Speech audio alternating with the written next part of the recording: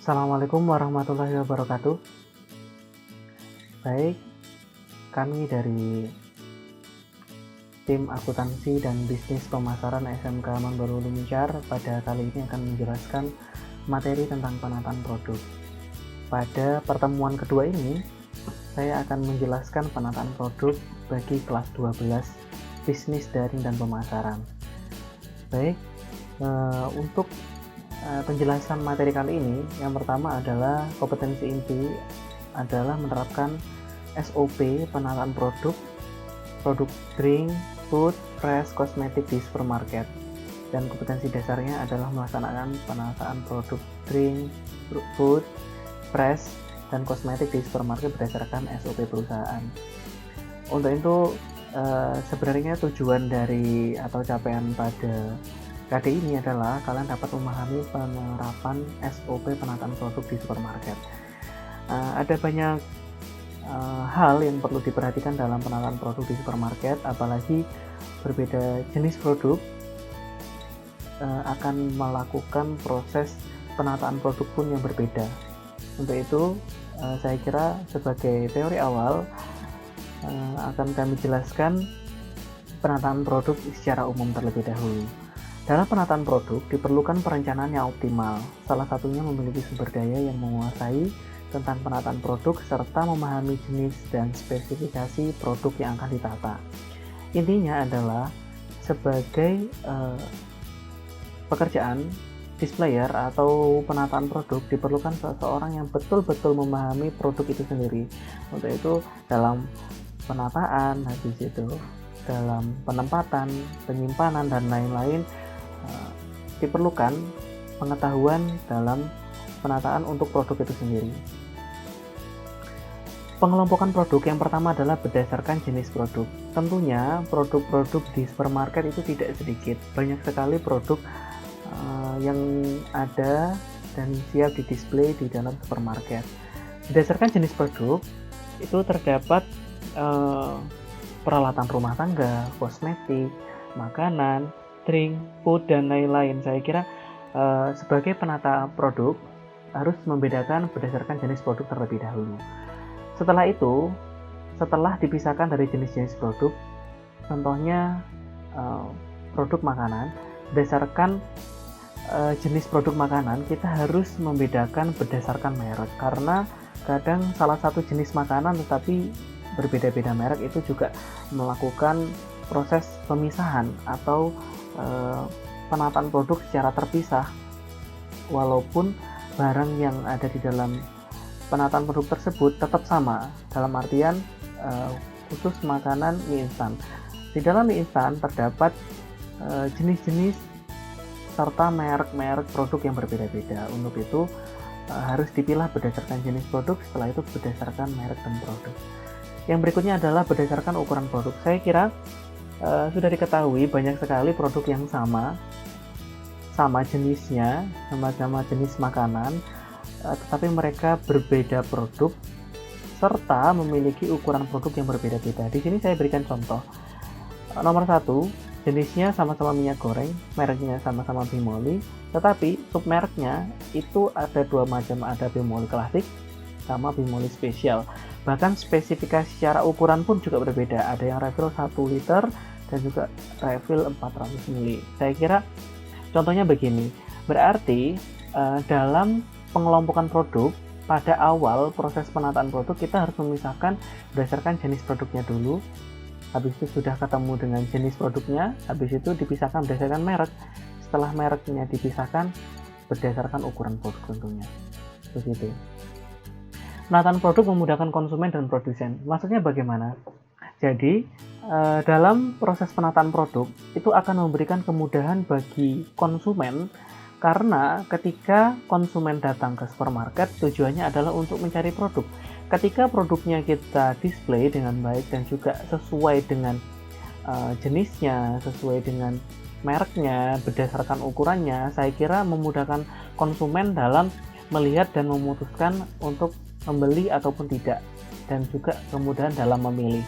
Nah, untuk produsen bagaimana maksudnya? Jadi dalam penataan produk itu akan memberikan kesan penataan yang rapi dan juga menonjolkan dari identitas produsen itu sendiri. Saya kira lebih mudah. Dalam artian lebih luasnya lagi adalah yang dimaksud dengan produsen di sini adalah yang menyediakan layanan penataan produk itu atau supermarket itu sendiri. Jadi dalam penataan produk akan terlihat produk mana yang sudah mulai digemari oleh konsumen dan juga sudah digunakan dan diambil oleh para konsumen. Jadi secara otomatis kita akan bisa melihat pertambahan atau sirkulasi dari produk itu sendiri. Peralatan penataan produk di sini tidak banyak yang saya contohkan. Nah, di sini ada 3 macam. Yang pertama 2 macam dari produk supermarket dan juga produk fashion and sport. Yang pertama adalah di sini ada yang namanya gondola. Gondola adalah suatu tempat atau rak yang biasanya untuk menyusun produk-produk, bisa makanan dan juga bisa produk-produk lain. Akan tetapi di sini biasanya sering digunakan sebagai makanan serta barang-barang yang sifatnya kecil dan juga medium. Nah, yang berikutnya adalah di sini adalah namanya wagon. Wagon adalah suatu alat yang biasanya digunakan untuk promo, habis itu untuk barang-barang yang sifatnya lagi disenangi.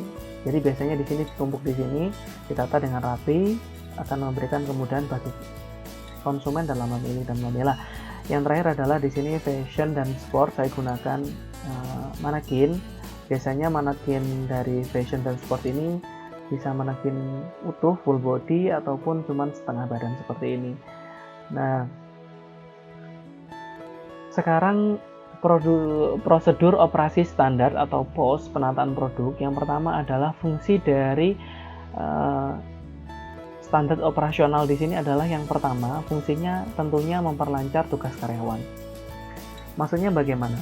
Jadi ketika penataan produk dilakukan, saya kira akan memudahkan bagi pekerja penata produk dalam mengkondisikan barang-barang dengan baik dan juga menata lebih rapi akan memberikan kesan yang lebih mudah dilihat bagi konsumen dan juga rapi dan juga bersih bagi penata produk untuk melihat apakah produk itu betul-betul diminati oleh konsumen ataupun tidak. Secara visual akan terlihat pada hasil penataan produk. Yang kedua adalah menjadi pedoman cara menata produk yang sesuai dengan standar perusahaan. Nah, saya kira semua supermarket memiliki standar dalam penataan produk tentunya. Nanti kita akan bahas di belakang lebih jauh bagaimana yang dimaksud dengan penataan produk yang lebih detail serta standar perusahaan seperti apa. Yang berikutnya adalah pengelompokan jenis produk. Produk konsumsi ada berbagai macam di sini. Ada produk convenient, barang yang mudah dicari oleh konsumen. Habis itu produk belanja. Produk belanja di sini adalah macam-macam. Yang berikutnya adalah produk industri, bahan baku, barang setengah jadi. Di sini secara umum saja ya. Jadi pengelompokan jenis produknya. Yang berikutnya adalah melakukan pelabelan produk. Jadi dari tiga item di sini menunjukkan bahwasanya penataan produk sangat diperlukan dalam proses penjualan barang dan dagang, karena saya kira dengan adanya penataan produk akan memperlancar tugas karyawan dan juga konsumen dalam membeli. Habis itu penataan produk juga memberikan kemudahan dalam pengelompokan jenis produk, dan yang terakhir adalah melakukan pelabelan produk. Ini sangat penting sekali karena melakukan pelabelan produk itu memberikan kemudahan bagi konsumen dalam memilih dan juga memutuskan, karena di dalam pelabelan terdapat kode barcode, kode produk, harga produk, dan lain-lain, sangat dibutuhkan oleh konsumen. Saya kira kenapa kok ada kaitannya antara konsumen dan juga pemilik toko dalam memberikan kemudahan bagi konsumen, karena tujuan dari penataan produk adalah memberikan kesan menarik bagi calon pembeli dalam memutuskan pembelian suatu barang. Jadi prosedur operasi standar atau POS merupakan sebuah langkah-langkah yang dapat memberikan kemudahan dalam proses perputarannya barang. Sudah saya jelaskan di awal tadi bahwasanya tujuan dari penataan produk itu adalah memberikan kesan menarik bagi konsumen untuk memilih dan memilah. Saya kira sudah paham. Ketika Anda bisa membedakan antara produk yang ditata rapi dengan produk yang asal-asalan ditaruh dan juga ditumpuk, saya kira konsumen akan memutuskan bagaimana mereka membeli produk yang betul-betul ditata dengan rapi dan juga barang-barang yang tersusun dengan rapi akan lebih menarik bagi konsumen tentunya. Menurut kalian bagaimana? Apakah penataan produk itu diperlukan dalam perputaran barang dan dagang di sebuah supermarket? Saya kira perlu sekali karena sudah pasti penataan produk sekarang sudah menjadi suatu hal yang wajib di dalam supermarket ataupun bahkan toko-toko kecil pun sudah melakukan proses penataan produk untuk memberikan kesan menarik pada konsumen. Langkah-langkah melakukan penataan produk. Di sini ada beberapa hal. Yang pertama adalah isi bagian depan toko terlebih dahulu. Kenapa isi bagian depan toko terlebih dahulu? Karena contoh ketika di supermarket ada beberapa tempat sekat ataupun outlet dari tiap-tiap lorong itu memberikan gambaran ketika masyarakat ataupun konsumen melewati daerah tersebut, ketika melihat produknya tertata full, rapi, dan juga terlihat jelas dan banyak, saya kira memberikan daya tarik yang tinggi kepada konsumen untuk mampir dan juga melihat. Nah, makanya langkah pertama dalam penataan produk adalah isi bagian depan toko terlebih dahulu, ataupun ketika terdapat banyak wagon dalam sebuah toko, berikan kesan menonjol pada bagian depan toko untuk memberikan jumlah produk yang beragam. Saya kira itu akan memberikan kesan menarik dan juga kesan untuk ingin tahu apakah betul-betul barang yang konsumen inginkan ada di tempat tersebut. Yang pertama adalah perhatikan warna produk. Setelah isi bagian depan toko, yang kedua adalah perhatikan warna produk.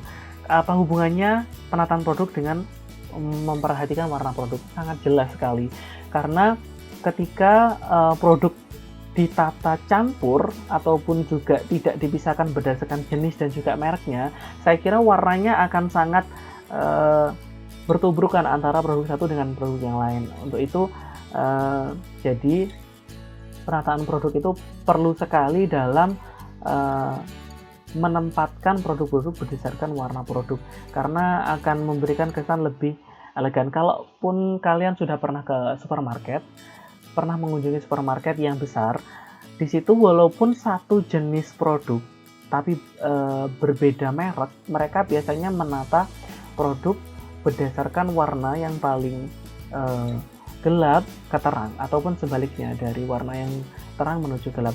Nah, saya kira di sini sebagai salah satu trik dalam penataan produk supaya penataan produk lebih menarik dan juga lebih terlihat bersih dan juga tidak terkesan asal-asalan dalam penataan produk. Yang berikutnya di sini ada padukan produk terkenal dengan produk biasa. Maksudnya jadi ketika dalam penataan produk biasanya diperlukan mix antara produk yang terkenal dengan produk biasa untuk mengimbangi sama-sama jenis produk tetapi berbeda merek. Karena ketika ada dua merek, yang satu sudah memiliki brand, yang satunya masih belum memiliki brand terkenal di masyarakat, saya kira perlu memberikan mix antara produk yang terkenal dengan produk yang masih belum terkenal. Tujuannya untuk apa? Supaya ketika konsumen mau membeli akan melihat perbandingan antara produk satu dengan produk yang lain. Mungkin dengan produk yang terkenal dengan produk yang biasa biasanya juga berkaitan dengan harga ya. Jadi saya kira para konsumen akan bisa memilih dan memilah sesuai dengan kebutuhan. Saya kira begitu. Yang berikutnya adalah produk laris ada di bawah, karena di sini saya kira mau ditaruh di mana saja ketika produk memang sudah dikenal oleh masyarakat dan juga sudah punya nilai tersendiri bagi konsumen ataupun sudah melekat pada hati konsumen, saya kira produk ditata di sebelah manapun saya kira akan tetap dicari. Makanya ketika produk laris ada di bawah, tujuannya adalah produk di atas akan memberikan kesan pertama terhadap produk yang ingin dicari. Tetapi ketika memang produk yang diinginkan adalah produk yang dimaksud, para konsumen tetap akan memilih untuk mencari. Untuk itu saya kira produk terlaris ada di bawah pun tidak masalah. Jadi untuk menarik produk-produk lain yang ada di atasnya. Yang terakhir adalah kemasan besar di sebelah kanan.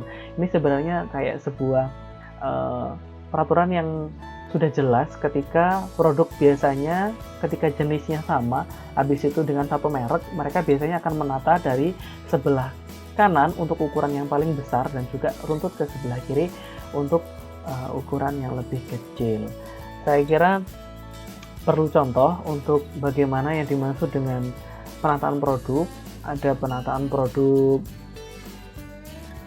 Di sini saya berikan contoh penataan produk barang dagang. Di sini ada produk fresh. Di sini ada buah-buahan.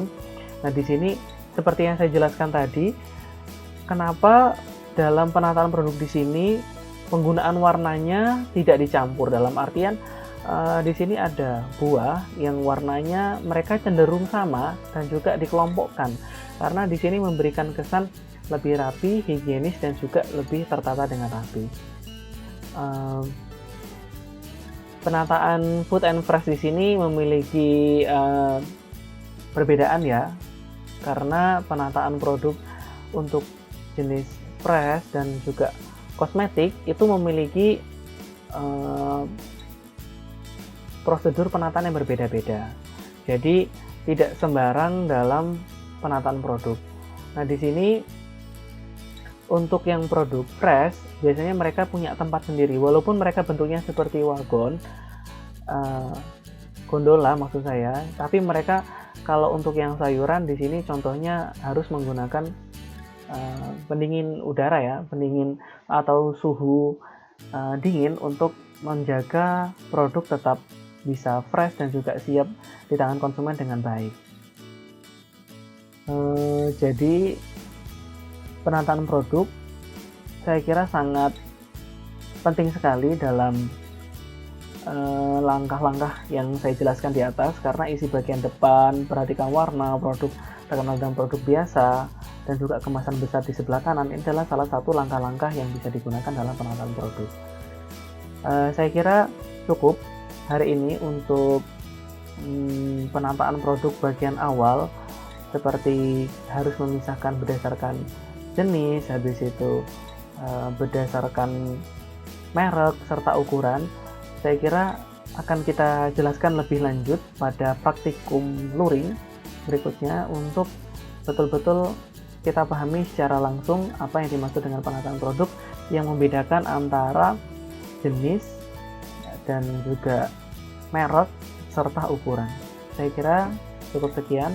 Terima kasih. Assalamualaikum warahmatullahi wabarakatuh.